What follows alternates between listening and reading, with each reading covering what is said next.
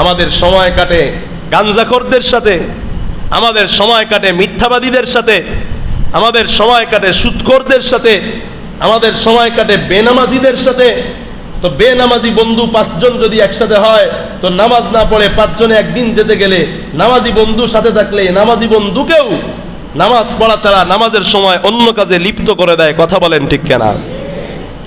আর নেককার বন্ধু যদি থাকে, তো যদি দুনিয়ার কোনো কাজেও যদি চলতে থাকেন, তার মধ্যেও আখিরাতের কাজ করায় নেয়। যেমন আমি একদিন একটা জায়গায় যাচ্ছিলাম, তো আপনাদেরই এলাকার আলেমদেরকে মোহাব্বত করেন এমন একটা মানুষের সাথে আমার দেখা হইল। তা আমি বললাম, ভাই চলুন যাব। কোথায় যাব তাকে বলি না। নেককার মানুষ নেক জায়গায় যায়, বদকার মানুষ বদ জায়গায় যায়। আমি তাকে নিয়ে গেলাম। নিয়ে যাওয়ার পর তিনি কিছু ওয়াজ নসিহত শুনলেন। এমন জায়গায় নিলাম যেখানে এমন কিছু কথা হইল, যেই কথা শুনে তিনি অঝরে চোখের পানি ছেড়ে ছেড়ে কান্না করলেন। বলুন তার লাভ হয়েছে না লস হয়েছে? বলুন আমার জায়গায় যদি তিনি একজন বেনামাজির সাথে তখন কোথাও যেতেন, তাহলে কি তিনি আল্লাহর ভয়ে চোখের পানি ঝরাতে পারতেন? শুধু তাই নয়, তিনি আমার সাথে সেখানে গিয়ে 5,000 টাকা আল্লাহর রাস্তায় দান করলেন। আমি কিন্তু তাকে কিচ্ছু বলি নাই, শুধু আমি এক জায়গায় গিয়েছি, তাকে আমার সাথে নিয়ে গিয়েছি। তিনি সেখানে 5,000 টাকা দান করলেন। বলুন তিনি কত সওয়াবের মালিক হইলেন?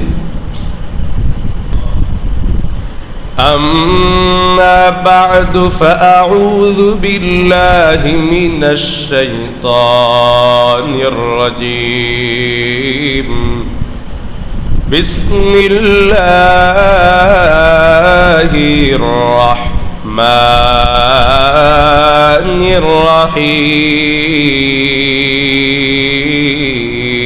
الرحيم. يا أيها الذين آمنوا اتقوا الله وكونوا مع الصادقين. وقال عليه الصلاة والسلام: خير القرون قرني ثم الذين يلونهم ثم الذين يلونهم، أو كما قال النبي عليه الصلاة والسلام. صدق الله مولانا العظيم وصدق رسوله النبي الكريم، ونحن على ذلك لمن الشاهدين والشاكرين، والحمد لله رب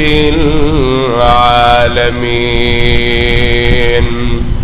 درود إبراهيم পড়ি। اللهم صل على محمد وعلى آل محمد كما صليت على إبراهيم وعلى آل إبراهيم إنك حميد مجيد. اللهم بارك على محمد وعلى آل محمد كما باركت على إبراهيم وعلى آل إبراهيم إنك حميد مجيد. আল্লাহ পাকের দরবারে অসংখ্য অগণিত শুকরিয়া যে আল্লাহ পাক রব্বুল আলামিন আমাদেরকে পবিত্র শুক্রবারের দিন জুমার নামাজ আদায়ের লক্ষ্যে দ্বীনি আলোচনা শোনার জন্য আগে আগে আসবার বসবার সুযোগ করেছেন। আমাদের শুকর আদায়ার্থে দিল থেকে পড়ি আলহামদুলিল্লাহ। লক্ষ কোটি দরুদ ও সালাম বিশ্বমানবতার মুক্তির দূত শান্তির বার্তা বাহক হেদায়েতের পরম দিশার উম্মতের কান্ডারি সাইয়্যিদুনা জনাবে মুহাম্মদুর রাসূলুল্লাহ সাল্লাল্লাহু আলাইহি ওয়াসাল্লামের উপর। মুহতারাম হাজিরিন, আল্লাহ পাকের কালামে হাকিমের এক ঐতিহাসিক আয়াত তেলাওয়াত করেছি, যে আয়াত আমাদের সফলতার চাবিকাঠি, আমাদের সফলতার মাধ্যম। যে আয়াতের সরাসরি প্র্যাকটিস আল্লাহর নবী নিজে করেছেন, করিয়েছেন, সাহাবায়ে কেরাম করেছেন, দুনিয়াতে যারা সফল হয়েছেন সকলেই করেছেন। সেই ঐতিহাসিক আয়াতের মধ্যে আল্লাহ পাক রব্বুল আলামিন বলেন, ইয়া আইয়ুহাল্লাযীনা আমানুত্তাকুল্লাহ, হে মুমিনরা তোমরা আল্লাহকে ভয় করো, ওয়া কুনু মা'আস সাদিকিন, এবং তোমরা নবীদের, সাহাবায়ে কেরামদের, সিদ্দিকদের, শহীদদের, ওলামায়ে কেরামের, যারা আল্লাহকে মানে, বিশ্বাস করে, ইবাদত করে এমন ভালো লোকদের সাথী হও।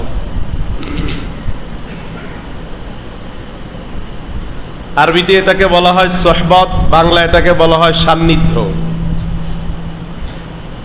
নিকটে অবস্থান করা, কারো সান্নিধ্যে সময় দেওয়া, বন্ধু নির্বাচন করা। দুনিয়াতে মানুষ চলতে মানুষের বন্ধু থাকে, চলাফেরার সাথী থাকে। আমার দুনিয়ায় চলাফেরার সময়, বেশি সময় কার সাথে কাটবে, একান্ত সময় কার সাথে কাটবে? যখন আমার ভালো লাগবে না তখন আমি কার কাছে যাব? যখন আমি পেরেশান হব তখন আমি সে কথা কাকে গিয়ে বলবো? কোন বন্ধুকে গিয়ে বলবো? কোন বন্ধু আমার আপন, কোন বন্ধু আমার পর? কাকে বললে আমার লাভ হবে, কাকে বলতে আল্লাহ বলেছেন, কাকে বলতে নবী বলেছেন, কার কাছে গিয়ে বসতে আল্লাহ আদেশ দিয়েছেন, কার কাছে বসতে আল্লাহ পাক নিষেধ করেছেন, এগুলো জানা মানা। যেই জামানায় নবী ছিল ওই জামানায় আল্লাহ পাক নবীর কাছে সময় দিতে, নবীর কাছে সমস্যা বলতে, নবীর কাছে দুঃখ কষ্টের কথা শেয়ার করতে আদেশ করেছেন। যেই জামানায় নবী নাই ওই জামানায় সাহাবা একরামের কাছে গিয়ে বসতে বলেছেন। যেই জামানায় সাহাবা একরাম নাই ওই জামানায় তাবেঈনদের সাথে বসতে বলেছেন। তাবেঈনদের সান্নিধ্য অর্জনের কথা আল্লাহ পাক বলেছেন। যেই জামানায় তাবেঈন নাই ওই জামানায় তাবেঈনদের সান্নিধ্য অর্জনের আদেশ আল্লাহ করেছেন। যেই জামানায় তারা নাই, ইমাম, মুজতাহিদ, শহীদ, ওলামা একরাম, এনাদের সান্নিধ্য, সোহবত, সংস্পর্শে থাকা, একান্তে সময় কাটানোর আদেশ, এটা শুধুমাত্র বানানো অথবা শুধুমাত্র নসিহতের কোনো বিষয় নয়, এটা আল্লাহ পাকের আদেশ, আল্লাহ পাকের নির্দেশ। আল্লাহ পাকের এই আদেশ, আল্লাহ পাকের এই নির্দেশ আমি কতটুকু পালন করি? আমার 63 বছর, আমার 60 বছর, আমার 50 বছর হায়াতের জিন্দেগিতে আমার যাদের সাথে সময় কেটেছে, আল্লাহ পাক যাদের সাথে সময় কাটাতে বলেছেন তাদের সাথে কত সময় কেটেছে? যেমন আপনারা এখানে বসে আছেন, আপনারা একটি সময় পার করছেন। এই সময়টা আপনারা কার সাথে কাটাচ্ছেন, কার সান্নিধ্যে কাটাচ্ছেন, কার সোহবতে কাটাচ্ছেন? একজন ইমাম, একজন আলেম, একজন নায়াবাদ, নবীর ওয়ারিসের সোহবতে, নবীর ওয়ারিসের সামনে সময় কাটাচ্ছেন। এই যে একটা সময় কাটানো, এই যে একটা সোহবত, সান্নিধ্যে বসা, নিকটে বসা, এই বসাটা আমার হায়াতে জিন্দেগিতে কতটুকু হচ্ছে? আর আমি কাদের সাথে সময় বেশি কাটাচ্ছি, এটার হিসাব নিকাশ নিজেকেই করতে হবে। as-suhbatu muta'assiratun, সান্নিধ্য, কারো সাথে সময় কাটানো, এটা তো এমন একটি বিষয়, এটা প্রভাব বিস্তার করে। আপনি যার সাথে বসবেন, যার সাথে সময় কাটাবেন, যার সাথে কথা বলবেন, তার একটি প্রভাব আপনার ভিতরে অবশ্যই অবশ্যই হবে। ভালো লোকের সাথে, সৎ লোকের সাথে সময় কাটালে সৎ প্রভাব বিস্তার করবে। অসৎ লোকের সাথে সময় কাটালে অসৎ প্রভাব বিস্তার আপনার ভিতরে হবে। এর উদাহরণ আল্লাহর রাসূল সাল্লাল্লাহু আলাইহি ওয়াসাল্লাম এভাবে দিয়েছেন যে সৎ লোকের সোহবত এটা হলো আতর বিক্রেতার মতো, আর অসৎ লোকের সোহবত এটা হলো কামারের মতো। তুমি যদি তোমার কোনো আতর বিক্রেতা বন্ধুর কাছে যাও, তাহলে সর্বপ্রথম তোমার আতর বিক্রেতা বন্ধু তোমাকে একটু আতর ডলে দিবে, একটু আতর তোমার শরীরে লাগিয়ে দিবে, তুমি ঘ্রাণ পাওয়া শুরু করবা। যত সময় পর্যন্ত তুমি আতর বিক্রেতার দোকানে থাকবা তত সময় তুমি সুগন্ধি অনুভব করবা, প্রশান্তি লাভ করবা। আর তুমি যখন আতর বিক্রেতা বন্ধুর কাছ থেকে সরে যাবা, বাড়িতে যাবা, অন্যত্র যাবা, তখন তিনি তোমাকে যে সুগন্ধিটা লাগিয়ে দিবেন সেটা দীর্ঘ সময় পর্যন্ত বিভিন্ন মানুষকে সুগন্ধ দিতে থাকবে। আর যদি তিনি ডিব্বাতে করে কোনো বোতলে করে তোমাকে যদি একটু ফোঁটা আতর দিয়ে দেয়, তো তুমি তো সেটা দিয়ে বিভিন্ন মজলিসকে সুবাসিত করে ফেলতে পারবা। পক্ষান্তরে যদি তুমি কোনো কামারকে বন্ধু বানাও, কামারের দোকানে গিয়ে বসো, তো কামার যেটার মধ্যে দিয়ে আগুন বাতাস করে, যেটা নাড়ে, যেটা টানে, ওটার ভিতরে লোহা পুড়তে পুড়তে আর কয়লা পুড়তে পুড়তে ওটার ভিতরে এক ধরনের দুর্গন্ধ তৈরি হয়। সর্বপ্রথম তুমি কামারের দোকানে গিয়ে বসলে সেই দুর্গন্ধটা তোমার নাকে লাগবে। তুমি যত সময় সেখানে বসে থাকবে তত সময় তোমার নাকে কামারের এই যেটা কামার টানে এটার যে দুর্গন্ধ আছে, এটার দুর্গন্ধ তোমার নাকে লাগতেই থাকবে। এমনকি তুমি যদি বেশি সময় বসে থাকো, কামারের ওখানের যেই বাতাস, কয়লার যেই বাষ্প, লোহা পড়ার যেই বাষ্প তোমার শরীরটাকে দুর্গন্ধ করে ফেলবে। তুমি যখন অন্যত্রে যাবা তখন তোমার শরীর থেকেও অন্য মানুষেরা দুর্গন্ধ পাবে। এটা আল্লাহ রাসূল সাল্লাল্লাহু আলাইহি ওয়াসাল্লাম হাদিসের মধ্যে এই সৎ লোকের সোহবত অসৎ লোকের সোহবতকে বুঝাতে গিয়া এই উদাহরণ আল্লাহর নবী নিজে দিয়েছেন। এই সোহবত, সান্নিধ্য, এটা কেমন দামি জিনিস। আল্লাহর রাসূল সাল্লাল্লাহু আলাইহি ওয়াসাল্লামের সোহবতে এক একজন বেদামি মানুষ, ঈমান ছাড়া মানুষ, এক একজন মক্কার মুশরিক কাফেররা নবীর সোহবতে সামান্য কিছু সময় দেওয়ার কারণে, ঈমানের দৌলত লাভ করার কারণে এতটা দামি তারা হয়েছেন যে তাদের ব্যাপারে রাসূল বলেছেন, আসহাবি কান্নুজুম, আমার সোহবতে এক মুহূর্ত ঈমানের সাথে যেই মানুষটা সময় দিয়েছে এটা কেমন। আল্লাহর নবীজি বলেন, এটা এক একটা তারকারাজির মতো। আমার সোহবতে, আমার সান্নিধ্যে, আমার নিকটে যারা সামান্য সময় বসেছে, আমার সোহবত অর্জন করেছে, এর এক একজনকে যদি কেউ অনুশীলন করে, অনুসরণ করে, পুরা দুনিয়ার মানুষ জান্নাতে যাবার জন্য আমার সোহবতে বসা একজনের অনুসরণই যথেষ্ট হয়ে যাবে। নবীর সান্নিধ্যে সামান্য সময় যে কাটিয়েছে তার দাম, তাকে অনুসরণ করলে এক দুনিয়ার মানুষ জান্নাতি হয়ে যাবে। পুরা দুনিয়ার মানুষ জান্নাতি হয়ে যাবে। তার দাম কত, কত দামি সে, যে পুরা পৃথিবী যদি তাকে অনুসরণ করে পুরা পৃথিবী জান্নাতে চলে যাবে।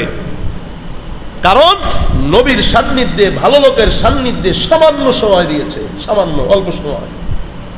এমনকি নামাজ এক ওয়াক্তও জীবনে পড়ে নাই, এক দিনের রোজাও জীবনে রাখে নাই, কিন্তু নবীর সান্নিধ্যে সামান্য সময় কাটিয়েছে। তার দাম কত? পুরা পৃথিবীতে যত মানুষ আসবে সকল মানুষের আমল নেকি যদি এক পাল্লায় দেওয়া হয়, এক ওয়াক্ত নামাজও পড়ে নাই, একটি রোজাও রাখে নাই, এমন একজন সাহাবীর আমল যদি এক পাল্লায় দেওয়া হয়, সারা জীবন নেক আমল করা সারা পৃথিবীতে যত মানুষ আসে আর আসবে সব মানুষের আমল নামা অপর পাল্লায় দেওয়া হলে, এক ওয়াক্ত নামাজও পড়ে নাই, একদিন রোজাও রাখে নাই, নবীর সোহবতে মুহূর্ত বসেছে, মুহূর্ত, সারা পৃথিবীর মানুষের আমলের বিপরীতে নবীর সোহবতে এক মুহূর্ত সময় দেওয়া সাহাবীর আমলই আল্লাহর নিকট সবচেয়ে ভারী হয়ে যায়। বিষয়টা এত সহজ না, বুঝতে পেরেছেন কিনা জানি না। যেই মানুষটা জীবনে একবারও রোজা, একটা দিনও রোজা রাখে নাই, জীবনে এক ওয়াক্ত নামাজও পড়ে নাই, এই মানুষের বিপরীতে হাজার নয়, লক্ষ নয়, কোটি নয়, অগণিত মানুষ যারা সারা জীবন রোজা রেখেছে, যারা সারা জীবন নামাজ পড়েছে, ও যে একবারও নামাজ পড়ে নাই, একটা রোজাও রাখে নাই, নবীর সোহবতে সামান্য সময় কাটানোর কারণে পৃথিবীর সকল ইবাদত গুজারের থেকেও সে দামি হয়ে গেছে। কত দাম তার, সোহবতের কত দাম, সান্নিধ্যের কত দাম, একান্তে বসার কত দাম। আমরা তো বসি না, আমরা তো কোনো আলেমের সাথে বসি না, কোনো ইমামের সাথে বসি না, কোনো সৎলোককে সময় দেওয়াকে আমরা নিজের জন্য সময় নষ্ট করা মনে করি। অথচ এটা কত বড় আমল, কত বড় ইবাদত, এটাকে আমাদের কাছে ইবাদত মনে হয় না।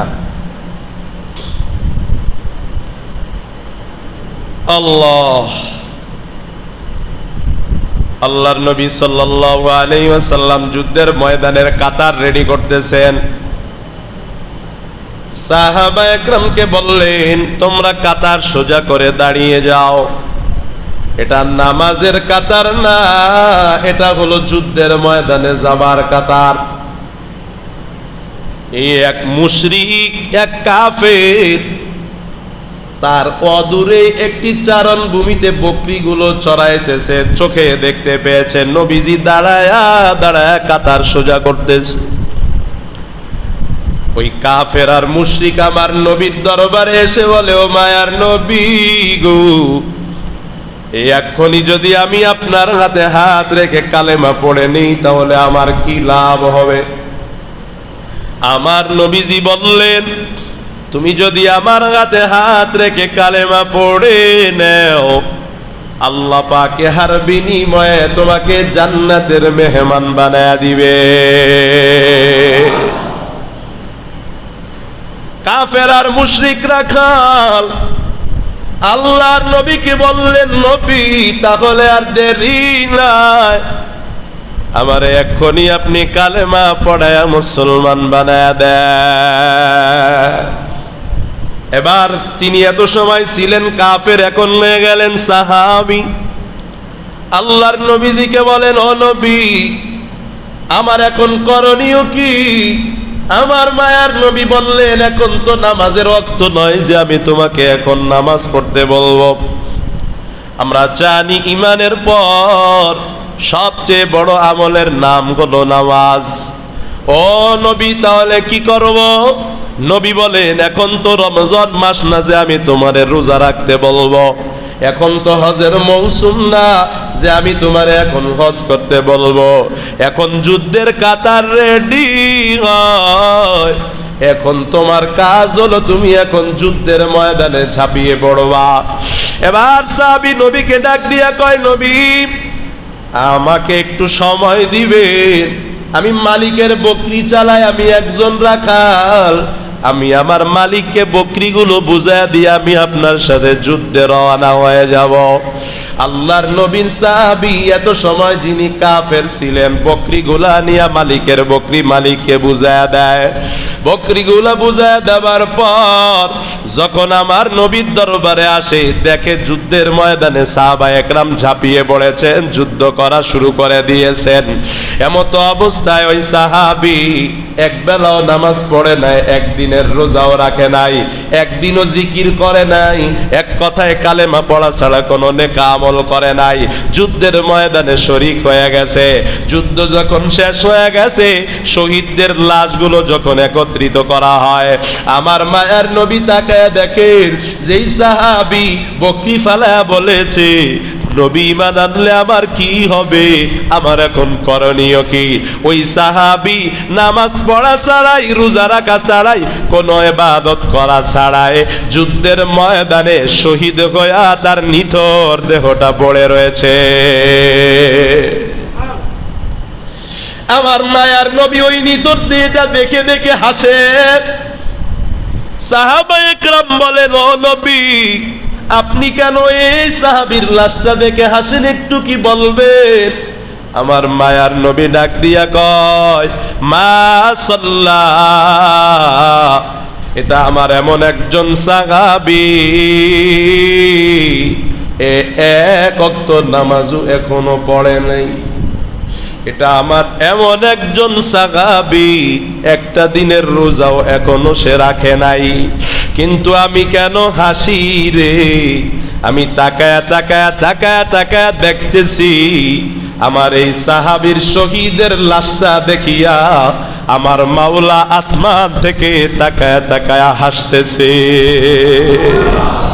আল্লাহ তাকে দেখে হাসতেছেন, তার সফলতা দেখে। আরে এক ওয়াক্ত নামাজ না পড়েও সে কেমনে জান্নাতি হয়ে গেল, এত সহজে সে জান্নাতে চলে গেল। এই দৃশ্যটা দেখে আল্লাহরও আনন্দ লাগতেছে, আল্লাহ নিজেও আসমান থেকে হাসতেছেন, জিবরিল আমিনও হাসতেছেন, আল্লাহর নবীও হাসতেছেন। কত সুন্দর ঘটনা! নামাজ রোজা কিচ্ছু ছাড়াই সে সরাসরি জান্নাতে চলে গেল। সুবহানাল্লাহ। শুধু তাই নয়, ফেরেশতাদের কর্মকাণ্ড দেখে নবীজি আরো হাসতেছেন। কি কর্মকাণ্ড! আমার নবী বলেন, এক বেলাও নামাজ পড়ে নাই, একদিনের রোজাও রাখে নাই, কোনো ইবাদত এখনো সে করে নাই, সবেমাত্র নবীর সোহবতে একটি মুহূর্ত সময় দিয়ে, কয়েকক্ষণ সময় দিয়ে সে কালেমা ওয়ালা হয়েছে, ঈমান এনেছে। তার দাম কত হয়ে গেছে আল্লাহর নবী তাকায় তাকায় দেখতেছেন। ফেরেশতারা তাকে এত দ্রুত জান্নাতে নিচ্ছেন, কাঁধে নেওয়ার সময় ফেরেশতারা দিচ্ছেন না, ফেরেশতারা তাকে ধরেই তাড়াহুড়া করে হেসরায়া হেসরায়া টেনে টেনে জান্নাতে নিয়ে যাচ্ছেন। কি কারণ? এক মুহূর্ত নবীর সোহবত, এক মুহূর্ত নবীর ভালোবাসায় সময় দেওয়া, নবীর সোহবতে সান্নিধ্যে এক মুহূর্ত সময় দেওয়া, সামান্য সময় দেওয়া। ব্যক্তির দাম কত! সে মরার পর তাকে ফেরেশতারা কাঁধে তোলার সময় ক্ষেপণ করতেছে না, কাঁধে তুলতে তো দেরি হবে, এজন্য ফেরেশতারা তাকে ধরেই হেসরায়া হেসরায়া দ্রুত জান্নাতে নিয়ে যাচ্ছেন। একটি মুহূর্ত, একটি সময়, সামান্য সময় যদি নবীর সোহবতে দেওয়ার কারণে একটা মানুষের দাম যদি এত হয়ে যায়, তাহলে যেই সাহাবা একরাম নবীর সোহবতে বছরের পর বছর সময় দিয়েছেন, তাদের দাম কত বেড়ে যায়। কে না চায় নিজেকে মূল্যবান করতে? কে না চায় নিজের দাম বাড়াতে? কে না চায় নিজেকে দামি করতে? হ্যাঁ, আমরা কিসের দ্বারা দামি হব এটাই তো বুঝলাম না। এক মুহূর্ত আলেমের সোহবতে সময় দেওয়া, নিজেকে অনেক বড় দামি বানিয়ে নেওয়া। এখন তো আর নবী পাবো? বলেন, এখন কি নবীর সোহবত নিতে পারবেন? বলুন না, পারবেন? ওই সাহাবী যেইভাবে নবীর দরবারে গিয়ে সময় দিয়েছেন, আপনার দ্বারা কি সম্ভব নবীর সামনে গিয়া বসা? সম্ভব নয়। আপনি কার সামনে গিয়া বসবেন? আপনি ইমামের সামনে বসবেন, আপনি আলেমের সামনে বসবেন, হক্কানি পীর মাশায়েখের সামনে বসবেন। নবীর সামনে বসে সাহাবা একরাম যেই ফায়দা অর্জন করেছে, যেই কল্যাণ অর্জন করেছে, নবীর অবর্তমানে নবীর ওয়ারিস ওলামা একরামের সোহবতে সামান্য সময় দিলে, নবীর সোহবতে সামান্য সময় দিলে যেই ফায়দা, যেই উপকার, যেই কল্যাণ হইতো, আল্লাহ পাক আপনাকে ওই কল্যাণ, ওই ফায়দায় আপনাকে দিয়ে দিবেন। আল্লাহ পাক কৃপণ নয়। আপনি এই জামানায় আসছেন, নবী পান নাই, তাই বলে কি আল্লাহ পাক আপনাকে ওই কল্যাণ থেকে বঞ্চিত করবেন? না, আপনাকে আল্লাহ পাক বঞ্চিত করবেন না। বরং তখন তো আরো কঠিন ছিল, কারণ সারা পৃথিবী থেকে নবীর সোহবতে যাওয়া লাগতো। নবী তো একজনই ছিলেন নাকি দুইজন ছিলেন? একজনই ছিলেন। সকল মানুষই নবীর সোহবত অর্জন করত। এখন তো আপনার জন্য সহজ হয়ে গেছে, ঘরে ঘরে আলেম আছে। এটা এমন নয় সৌদি আরবে একজন আলেম আছে, শুধু তার সাথেই দেখা করতে হবে। বিষয়টা কি এমন? নবী যেমন সৌদি আরবে ছিলেন, শুধু নবীর সোহবতেই যাইতে হইতো সারা পৃথিবী থেকে। এখন তো আপনার জন্য এতটা কঠিন নয়। প্রত্যেকটা মহল্লাতেই নবীর উত্তরাধিকার আছে, তাদের সোহবত নেওয়া আপনার জন্য অনেক সহজ। মদিনায় গিয়া নবীর সাথে দেখা করতে হলে ঘর বাড়ি ফালায় যেতে হতো, কয়েক মাস সফর করে কয়েক ঘন্টা সময় নবীর দরবারে দেওয়া যেত। এখন তো বিষয় এমন না, কাজের ফাঁকে কাজের বাঁকে যে কোনো সময় আপনি আলেমের সোহবতে কিছু সময় দিতে পারেন, যে কোনো সময় দিতে পারেন। কিন্তু এই গুরুত্বপূর্ণ ইবাদতটা আমরা করি না। নেককারদের সোহবত, আলেমের সোহবত, ইমামের সোহবত, সান্নিধ্যে কিছু সময় দেওয়া, এটা আমরা করি না, এটাকে প্রয়োজন মনে করি না। আমাদের সময় কাটে গাঞ্জাখোরদের সাথে, আমাদের সময় কাটে মিথ্যাবাদীদের সাথে, আমাদের সময় কাটে সুদখোরদের সাথে, আমাদের সময় কাটে বেনামাজিদের সাথে।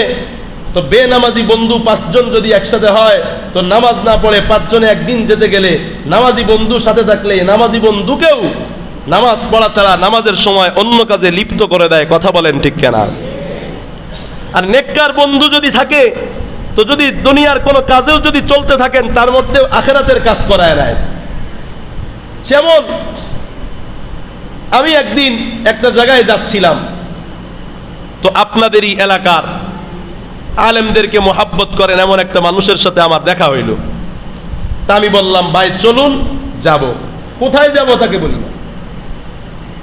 নেককার মানুষ নেক জায়গায় যায়, বদকার মানুষ বদ জায়গায় যায়। আমি তাকে নিয়ে গেলাম।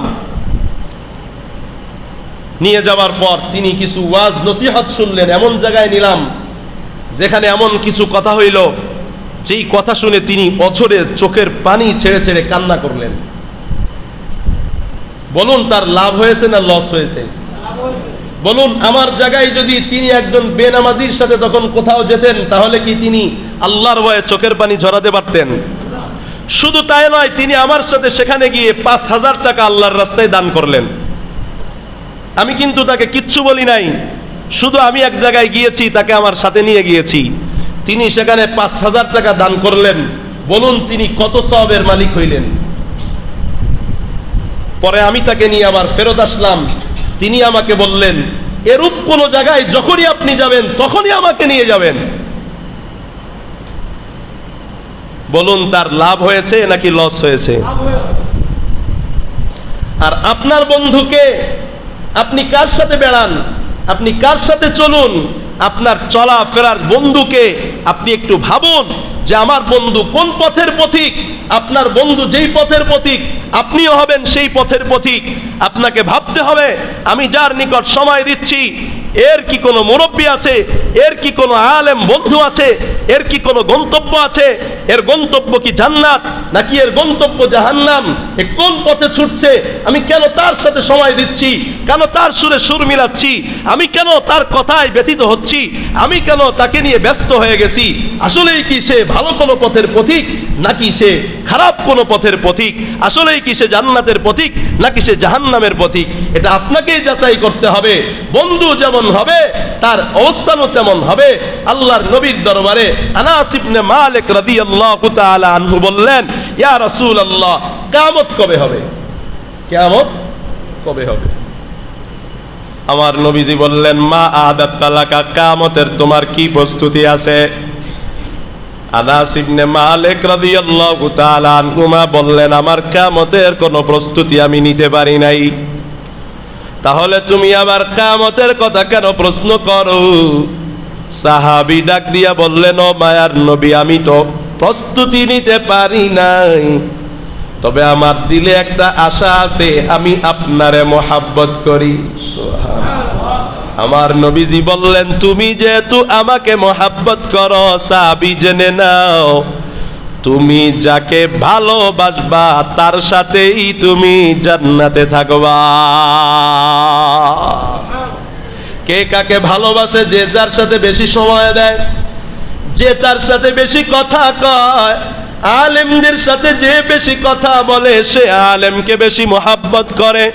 যে আলেমের নিকট বেশি সময় দেয় সে আলেমকে বেশি মোহাব্বত করে। যে বাজারে বেশি সময় দেয় সে বাজারটাকে মোহাব্বত করে, বাজারই তার ভালোবাসে। যে গাঞ্জাখোরের সাথে বেশি সময় দেয়, বোঝা গেল সে গাঞ্জাখোরকে মোহাব্বত করে। যে মিথ্যাবাদীকে বেশি সময় দেয়, বোঝা গেল সে মিথ্যাবাদীকে বেশি মোহাব্বত করে। কারণ যে যেইটা পছন্দ করে সে সেটা গ্রহণ করে।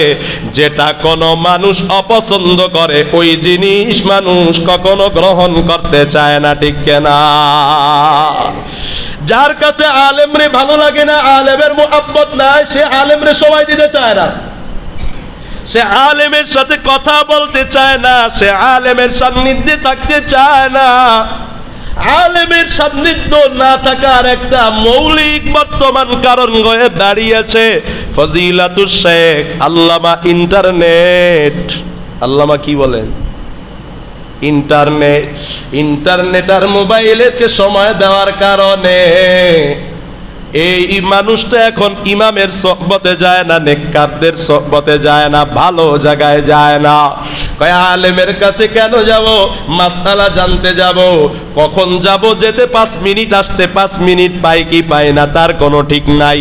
আবার তার সাথে গিয়া কথা বলবো, কতটা দেরি হবে প্রশ্ন করা লাগবে। মোবাইলটা ওপেন করে ইন্টারনেটে সার্চ দিয়া জিজ্ঞাসা করে নাই মাসআলা। ইন্টারনেট আল্লাহর গজব, সঙ্গে সঙ্গে মুহূর্তের মধ্যে ভুল হোক সঠিক হোক জবাব দেয় কি দেয় না? মুহূর্তেই জবাব পেয়ে যায় ঘরে শুয়ে শুয়া। তা আলেমের কাছে কেন যাবে? এরে নবীর উম্মতের দল, আসমানি এলেম আল্লাহ পাকের কোরআন ইন্টারনেটের মাধ্যমে দুনিয়াতে আসে না। যেটা যেই রাস্তা দিয়ে এসেছে সেটাকে পেতে হলে সেই রাস্তায় যেতে হয়। আল্লাহ পাকের এলেম, কোরআনের এলেম, হাদিসের এলেম এগুলো কাগজের মাধ্যমে আসে নাই। আল্লাহ পাকের এলেম, কোরআনের এলেম, হাদিসের এলেম এসেছে সিনার মাধ্যমে, মানুষের মাধ্যমে। মানুষের দিল একজনের দিল থেকে আর একজনের দিল, একজনের সিনা থেকে আর একজনের সিনা। এটা যদি পেতে হয় এই রাস্তা ছাড়া অন্য কোনো আর উপায় নাই। এই ইন্টারনেট দেখে দেখে দেখে দেখে কয়েকটা মাসআলা জানে, ভুল বা সঠিক যেটাই হোক না কেন, এরপরে নিজেকে বড় জ্ঞানী মনে করে, আর মনে করে আমিও তো জানি, কম জানি না। কেন আলেমের কাছে যাব? কেন আলেমের কাছে শুনবো? আমি তো এখন সব কিছু জানি, আমি তো এখন অনেক কিছু জেনে গেলাম। এই ইন্টারনেট দেখে দেখে জানার পর, কয়েকটা চটি বই পড়ে পড়ে জানার পর এবার মসজিদে আসে। যদি দেখে একজন নামাজ পড়ে তার নামাজে ভুল ধরে, যদি দেখে একজন কোনো কাজ করে হালাল কাজটাকেও হারাম বলে ফতোয়া দিয়ে দেয়। কারণ ইন্টারনেটে তো ফতোয়া দেওয়ার কোনো বাধ্যবাধকতা নাই, সীমারেখা নাই। ইন্টারনেটে তো বলে দেয় না এটা তোমাকে জানাইলাম, এরপরে তুমি এটা কাউকে বলতে পারবা, কাকে বলতে পারবা না। কিন্তু আপনি যদি কোনো আলেমের কাছে পড়েন, শিক্ষকের কাছে পড়েন, আমরা যেমন পড়েছি, আমাদেরকে বলে দিয়েছেন এই ফতোয়াটা দিতে পারবা, এই ফতোয়াটা দিতে পারবা না, এটা অমুককে বলতে পারবা, এটা অমুককে বলতে পারবা না। যেমন আমরা পড়েছি কুরবানির মাসআলা। এই কুরবানির মাসআলার মধ্যে একটা মাসআলা আছে, কুরবানির গোশত পুরাটুক চাইলেও কুরবানি দাতা খেতে পারে। এই মাসআলা যখনই আমাদেরকে আমাদের উস্তাদ পড়িয়েছেন, সঙ্গে সঙ্গে বলে দিয়েছেন সাবধান, এই মাসআলা কখনো পাবলিকের সামনে বলবা না।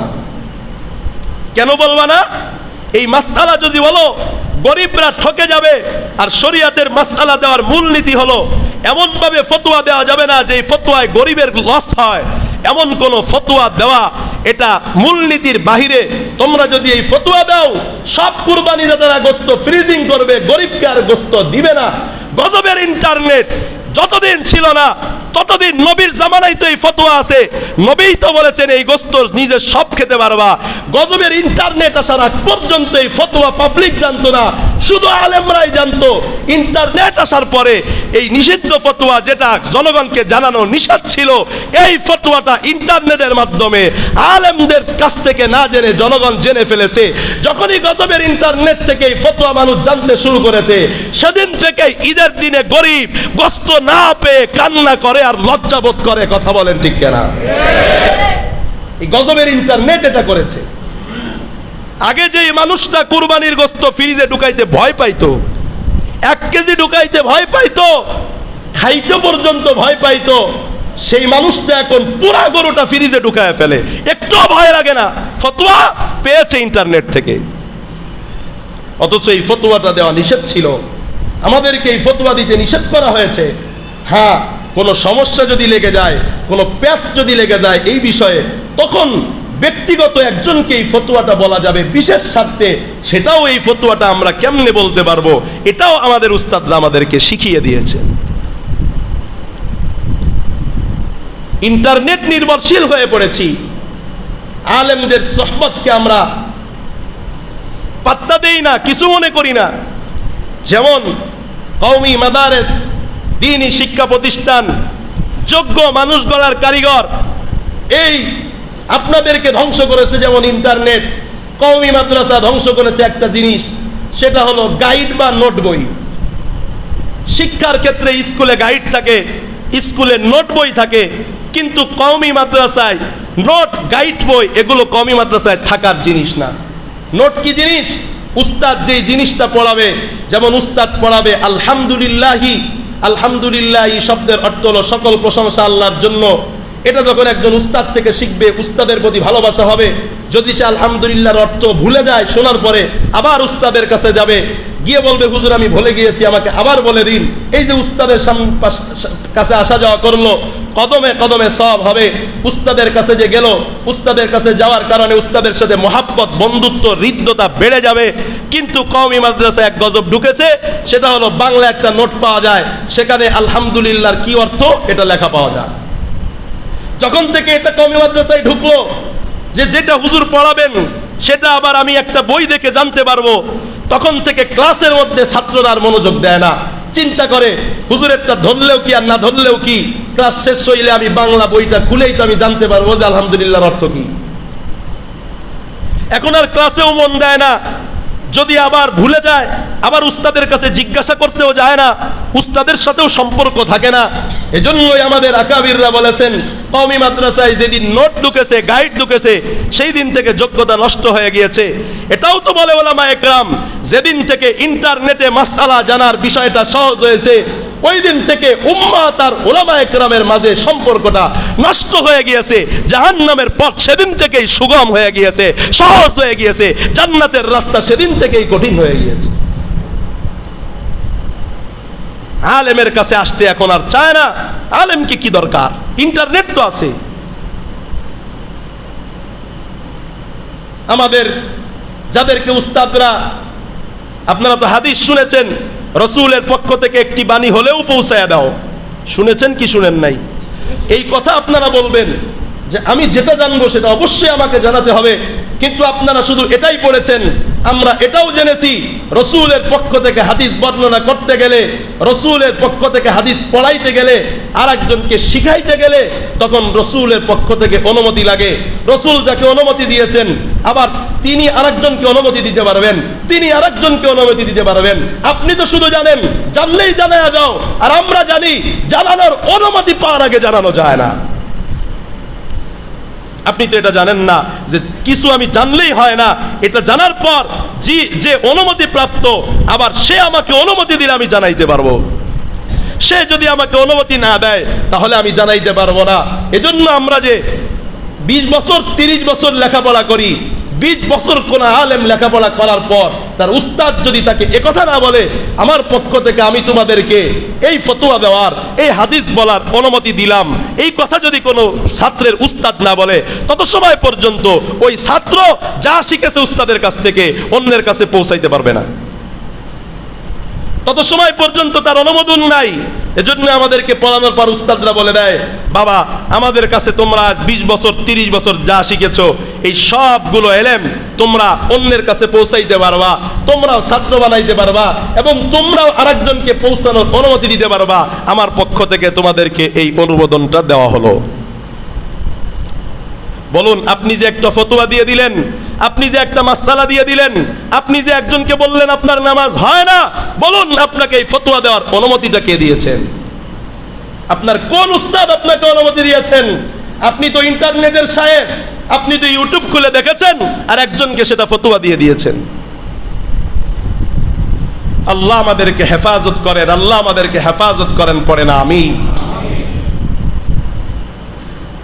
মুসা আলাইহিস সালাতু ওয়াস সালাম নবী ছিলেন, জানেন না কে কে?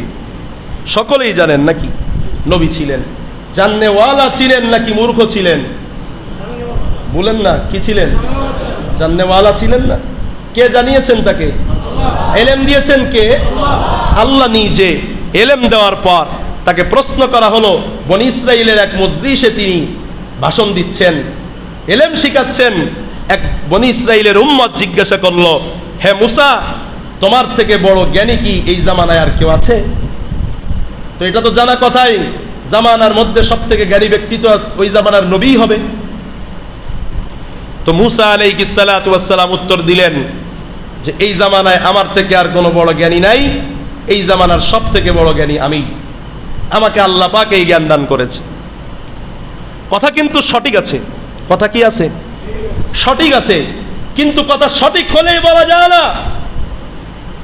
সব সঠিক কথা সব জায়গায় বলা যায় না। সব সঠিক কথা সবাই বলতে পারে না।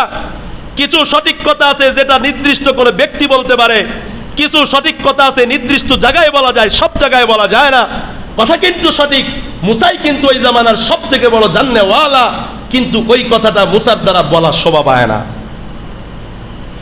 এই কথাটা মুসা বলতে পারে না, বলা আদবের খেলাফ, বলা মিথ্যা না, বলা সত্য, কিন্তু আদবের খেলাফ। আল্লাহর কাছে এটা ভালো লাগলো না যে আমার পয়গম্বর হয়ে এমন কথা বলতে পারলো। তার তো বলা উচিত ছিল আল্লাহ পাকই ভালো জানেন আমার থেকে বড় কোনো ব্যক্তি এই জামানায় আছে কিনা। আল্লাহ পাক তাকে জানাইলেন ওহীর মাধ্যমে, হে মুসা, তোমার থেকে বড় জান্নেওয়ালা ব্যক্তি এই জামানায় আছে। পরেশান হইয়া গেলেন, কে আছে এই জামানায় আমার থেকে জান্নেওয়ালা এমন ব্যক্তি? আল্লাহ পাক বললেন যে কিছু কোয়ালিটি মেনটেন করে, কিছু পদ্ধতির মাধ্যমে তুমি তার সাথে মোলাকাত করতে পারবা, এত সহজেই তার সাথে তোমাকে আমি মোলাকাত করতে দিচ্ছি না। আল্লাহ পাক আদেশ করলেন, কোরআনের কথা আদেশ করলেন, একটি থলের মধ্যে, একটি ব্যাগের মধ্যে তুমি মাছ নিবা। ওই মাছ নেবার পর তুমি সমুদ্রের মাঝে চলাচল শুরু করবা। তোমার মৃত মাছটা, তোমার মরা মাছটা, রান্না করা মাছটা জীবিত হয়ে সমুদ্রের যেখান থেকে এসে ছুটা শুরু করবে, সেখানেই তুমি ওই ব্যক্তিকে পেয়ে যাবা যেই ব্যক্তি তোমার থেকে বড় জান্নেওয়ালা। মুসা আলাইহিস সালাম তার খাদেম ইউশা ইবনে নুন আলাইহিস সালামকে নিয়ে রওনা। চলতে চলতে চলতে চলতে হঠাৎ করে ঘুম চলে এসেছে। যখনই মাত্র ঘুম চলে এসেছে, সঙ্গে সঙ্গে মাছটা, রান্না করা মাছটা জীবিত হয়ে সমুদ্রের মাঝখানে সুরঙ্গ পথ করে বের হয়ে চলে গেছে। সুবহানাল্লাহ! এটা কার কুদরত? আল্লাহর কুদরত। চলতেছে চলতেছে হঠাৎ করে ঘুম ভাঙছে, এই ঘুমাই গেছি। হঠাৎ করে খাদেম দেখে থলের মধ্যে মাছ নাই। মুসা পয়গম্বর বলে, মাছ কোথায়? মাছ তো আর আগেই হারিয়ে গেছে। তো মাছ যেখানে হারাবে সেখানেই তো আমাদের গন্তব্য, এত দূর চলে আসলাম কেন? আবার ফিরে আসতেছে, মাছ যে সুরঙ্গ করছে ওই জায়গায় খালি হয়ে গেছে, ওই জায়গায় আর পানি চলে না, ওই জায়গাটা পানি বিহীন শূন্য একটা সুরঙ্গ হয়ে গেছে।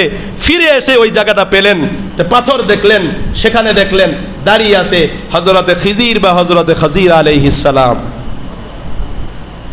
তাকে দেখলেন, দেখুন কত বড় জান্নেওয়ালা। তিনি বলতেছেন, তুমি কে? বলে মুসা। ভাই, তুমি কি সেই বনি ইসরাইলের নবী, সেই মুসা? হ্যাঁ, আমি সেই মুসা। কেন এসেছো? আপনার সাথে মোলাকাত, আপনার থেকে ইলম শিখতে এসেছি। হযরতে খাজির বলে, তুমি আমার কাছ থেকে শিখতে পারবা না। কেন পারবো না? বলে, তুমি ধৈর্য ধারণ করতে পারবা না। ছাত্রও সবাই হতে পারে না, ছাত্র হওয়ারও যোগ্যতা লাগে। তুমি ধৈর্য ধারণ করতে পারবা না। ইনশাআল্লাহ আমি ধৈর্য ধারণ করতে পারবো। মুসা আলাইহিস সালাম বলেন, আমি লম্বা ঘটনা সংক্ষেপে বলতেছি। মুসা আলাইহিস সালাম বলেন, আমি পারবো ইনশাআল্লাহ, আপনার সাথে আমাকে নিয়ে নেন না। সাথে নিয়ে নেওয়া হলো। চলতে চলতে চলতে, অনেক বড় জান্নেওয়ালা নবী, কিন্তু চলতে চলতে চলতে চলতে হযরতে খাজির আলাইহিস সালাতু ওয়াস সালাম নৌকায় চললেন। নৌকায় ফিরি ফিরি মুসা এবং খাজির আলাইহিস সালাতু ওয়াস সালাম সহ তাদেরকে পার করে দিল। যেই ব্যক্তিটা ওই নৌকাটাই ছিদ্র করে দিল। ছিদ্র যখন করে দিল, মুসা আলাইহিস সালাম বলে, আপনি তো একটা খারাপ কাজ করলেন। পারিশ্রমিক ছাড়া নৌকা আপনাকে পার করে দিল, আর আপনি তার ক্ষতি করলেন। তার নৌকাটা এখন ডুবে যাবে, আপনি তার নৌকাটা ছিদ্র করতে পারলেন? হযরতে খিজির আলাইহিস সালাম বললেন, আমি না বলেছি তুমি আমার সাথে পারবা না, ধৈর্য ধারণ করতে পারবা না? তোমাকে আমি বলেছিলাম আমি ব্যাখ্যা দেওয়ার আগ পর্যন্ত তুমি ব্যাখ্যা জানতে চাবা না। আমি তোমাকে ব্যাখ্যা দিব, যত প্রশ্ন আছে ব্যাখ্যা দিব, কিন্তু তুমি প্রশ্ন করবা না। এখানে আদব শেখানো হয়েছে, যেখানে সেখানে যে কোনো উদ্দেশ্যে আগে আগে জানবার জন্য ইমামকে, আলেমকে, নবীকে অতিরিক্ত প্রশ্ন করা যায় না। ইমাম যখন বলবে জানাবে, নবী যখন জানবেন জানাবেন, তখনই জানতে পারবেন। যত্র তত্র প্রশ্ন করাও এটাও বেয়াদবি, যেখানে সেখানে প্রশ্ন করা যায় না। আরো সামনে চলতেছেন, সামনে চলতে চলতে চলতে চলতে সুশ্রী একটা সুন্দর বালক পাইছে, দেখাই হেটারে হত্যা করে ফেলছে। আপনি তো একটা নিতান্ত খারাপ কাজ করলেন, এত সুন্দর ছেলেটাকে হত্যা করে ফেললেন, এটা কি কোনো কথা হইল? হযরতে খিজির বলে, আমি না বলেছি তুমি পারবা না? কেন প্রশ্ন করলে? তোমাকে না বলেছি আমাকে প্রশ্ন করা যাবে না? যাও তুমি, তোমার আর আমার সাথে নিব না। আবার মাফ চায়, হযরত মাফ করে দেন, আর আপনাকে কোনো প্রশ্ন করব না, আমাকে একটু সাথে নেন না। আবারও চলতে চলতে রওয়ানা। এবার গিয়ে দেখে যে কি হয়েছে, এক বাড়িতে গিয়ে খানা চেয়েছে, খানা দেয় নাই তারা, না খানা দিতে পারবো না। কয় মুসাফির মানুষ, পেটে ভুক লাগছে, একটু খানা দেন, আপনারা আমাদেরকে মেহমানদারি করেন। কয় না, আমরা খানা টানা খাওয়াইতে পারবো না। যারা বলল খানা টানা খাওয়াইতে পারবে না, এরা তো উপকার করলো না। যে উপকার করলো না, তাদের বাড়ির একটি দেওয়াল এটা ভেঙে যাচ্ছিল, এটা ভেঙে চুড়ে পড়ে আছে। হযরতে খিজির আলাইহিস সালাম হাত দিয়ে সেগুলো ধরে পাচিরটাকে সুন্দর করে, বাড়ির দেওয়ালটাকে সুন্দর করে দিয়ে আসলেন। মুসা আলাইহিস সালাম ধৈর্য ধারণ করতে পারে না, বলেন হে খিজির, আপনি এটা কি করলেন? আপনারে খানা দিল না, আপনি তার এরকম উপকার করলেন, তার বাড়ির দেওয়াল ঠিক করে দিলেন। হযরতে খিজির আলাইহিস সালাম বললেন, আর নয়, তোমাকে আর সুযোগ দেওয়া যাবে না। তোমাকে বলেছি প্রশ্ন করবা না, তারপরেও তুমি প্রশ্ন করেছো। তুমি যা জানো সেই ইলম আল্লাহ তোমাকে দেন নাই, কিন্তু আমাকে আল্লাহ পাক এমন ইলম দিয়েছেন যেই ইলমটা তুমি জানো না। এখন এই কথা আপনারাও বলবেন নাকি? এই কথা আপনারাও বলবেন নাকি যে হুজুর আমারে যেই জ্ঞান আল্লাহ দিছে আপনারা দেন নাই? এই কথা বলবেন নাকি? আপনারা তো আল্লাহ জ্ঞানই দেন নাই। জ্ঞান পেতে হলে সনদ লাগবে। আপনি আপনার উস্তাদ থেকে নবীর উস্তাদ পর্যন্ত বলতে পারবেন না। আপনি যা জানেন সব বৃথা, নিজে আমল করতে পারবেন, অন্যকে চালাতে পারবেন না। অজুর পানির মতো, অজু করার পর যেই পানিটা পড়ে এই পানিটা পবিত্র। এই পানিটা কি? পবিত্র, কিন্তু পবিত্র কারি নয়। যেই পানিটা মোটর থেকে তুলছেন নিজেও পাক, আপনি গোসল করলে আপনাকে পবিত্র করে দিবে, আপনি ওযু করলে আপনাকে পবিত্র করে দিবে। কিন্তু যেই পানিটা আপনি ওযু করার পর পড়েছে ওই পানিটা কোথাও লাগলে নাপাক হবে না, কিন্তু ওই পানি দিয়ে কেউ ওযু গোসল করলে ওযু গোসল হবে না।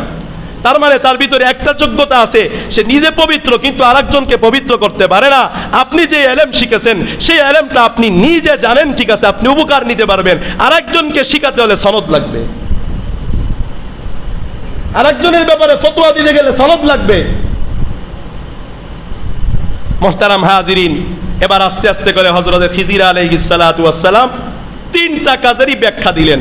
এই ব্যাখ্যা কি কি? সময় অনেক গড়িয়েছে, ইনশাআল্লাহ আগামী সপ্তাহে মুসা খিজির আলাইহিস সালাম যে তিনটা কাজ করলেন, মুসা আলাইহিস সালাম কি প্রশ্ন করলেন, এই প্রশ্নের জবাবে হযরত খিজির কি বললেন, কি উত্তর দিলেন, এ ব্যাপারে আগামী সপ্তাহে আলোচনা হবে ইনশাআল্লাহ।